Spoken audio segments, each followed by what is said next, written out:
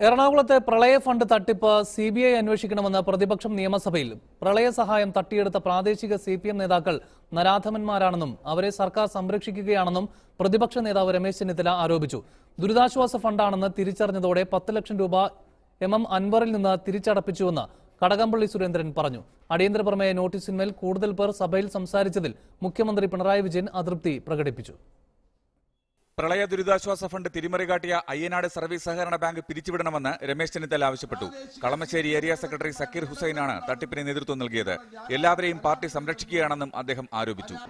1 രൂപയുടെ പോലും സഹായം കിട്ടാതെ കഷ്ടപ്പെടുന്ന ആയിരങ്ങൾ നിരാലംബരായി കഴിയുമ്പോൾ അവർക്ക് ലഭിക്കേണ്ട പണം മുഴുവൻ തട്ടിയെടുക്കുന്ന നരാധമന്മാരായി മാറിയിട്ടുള്ള സിപിഎമ്മിന്റെ പ്രാദേശിക നേതാക്കന്മാർക്കെതിരെ എന്തുകൊണ്ട് നടപടി സ്വീകരിക്കുന്നില്ല?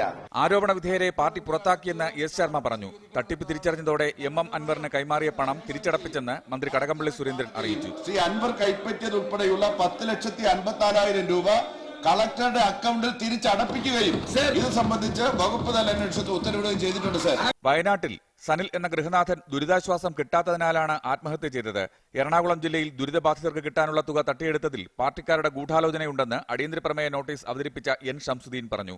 പ്രളയ ദുരിതാശ്വാസം സാങ്കേതിക പ്രശ്നങ്ങൾ കാരണം പലർക്കും കിട്ടിയില്ലെന്നും ആർക്കും കിട്ടിയില്ല എന്ന് അടച്ചാക്ഷേപിക്കുന്നത് ശരിയല്ലെന്നും മന്ത്രി ഇ ചന്ദ്രശേഖരൻ അറിയിച്ചു.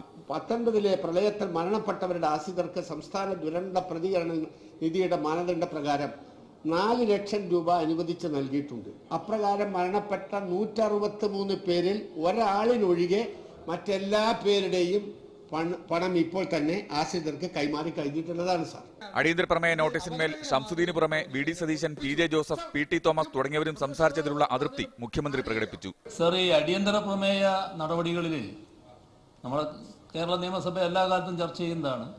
ഒരു അവലോകനം നല്ലതാണ്, എങ്ങനെ വേണമെന്നുള്ളത്. മനോരമ ന്യൂസ്, തിരുവനന്തപുരം.